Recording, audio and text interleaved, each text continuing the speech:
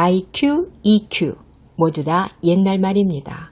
인간의 학습 능력, 미래 성공 여부를 가늠할 수 있는 진정한 척도는 메타인지니까요. IQ나 EQ로는 아무리 해도 성적의 발전 여부나 성공 가능성 여부를 미리 느껴볼 수 없습니다. 오직 메타인지만이 이를 가능하게 하는 거죠.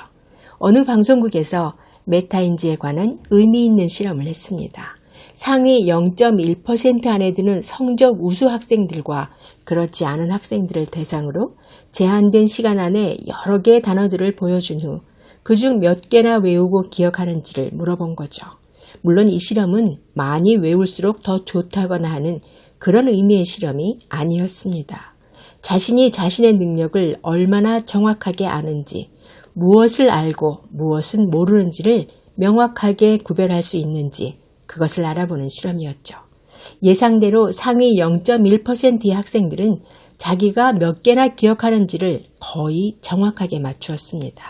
즉 여러 개의 단어를 보여주고 화면을 끈 후 방금 본 단어들 중 몇 개나 기억하는 것 같으냐고 물었을 때 상위권 학생들은 자기가 기억하는 단어들의 숫자를 거의 소름 끼치도록 정확하게 말했고 하위권 학생들은 실제로는 5개를 기억하는데 8개라고 말하거나 3개를 기억하는데 7개라고 말하기 일쑤였습니다.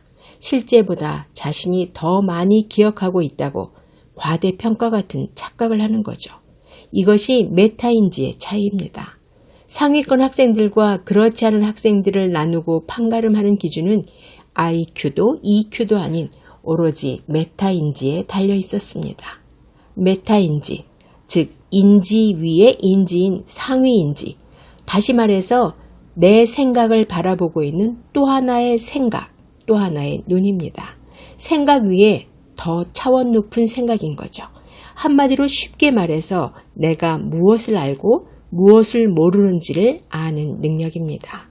이 메타인지가 정교하게 발달된 학생들은 자신이 얼마나 알고 있고 모르는 것이 무엇인지를 잘 압니다. 그러니 거기에 맞춰 공부도 짜임새 있게 할 수 있는 거죠. 반면에 하위권 학생들은 메타인지가 허접합니다. 즉 자기가 알고 있는 것이 무엇인지, 확실히 아는지 아는 것 같은 건지 헷갈립니다. 이런 학생들이 시험을 보고 나면 단골로 하는 말이 있죠. 다 아는 건데 틀렸다. 이건 메타인지가 엉망이라는 뜻입니다. 차라리 몰라서 틀렸다고 깨닫는 편이 훨씬 더 바람직하고 희망이 있습니다.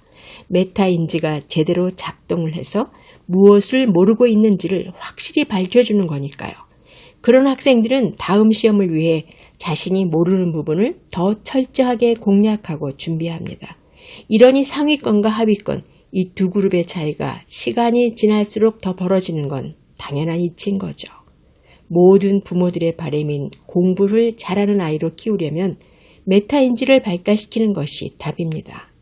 그런데 선행학습이 메타인지와 무슨 관련이 있냐고요? 메타인지에 오류가 벌어질 때가 있습니다. 익숙함이 가져다주는 오류이죠. 즉 어디선가 많이 본 것 같고 많이 들은 것 같은, 그래서 익숙한 것을 마치 아는 것으로 착각하는 것입니다. 기억하세요, 여러분. 이것이 선행학습의 함정입니다.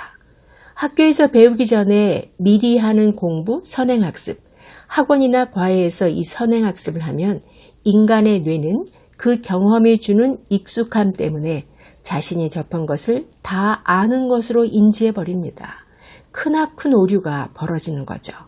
그런데 실은 아는 것이 아니라 아는 것 같은 착각이었기 때문에 막상 시험을 보면 헤매는 겁니다. 명확하게 정답을 집어내지 못하는 거죠. 정말 아는 건지 아는 것 같은 건지를 구별하는 데는 시금석이 하나 있습니다. 즉 남에게 설명할 수 있으면 아는 거고 그렇지 못하면 아는 것 같은 겁니다. 이 설명하는 기회를 자주 가질수록 메타인지도 발달합니다.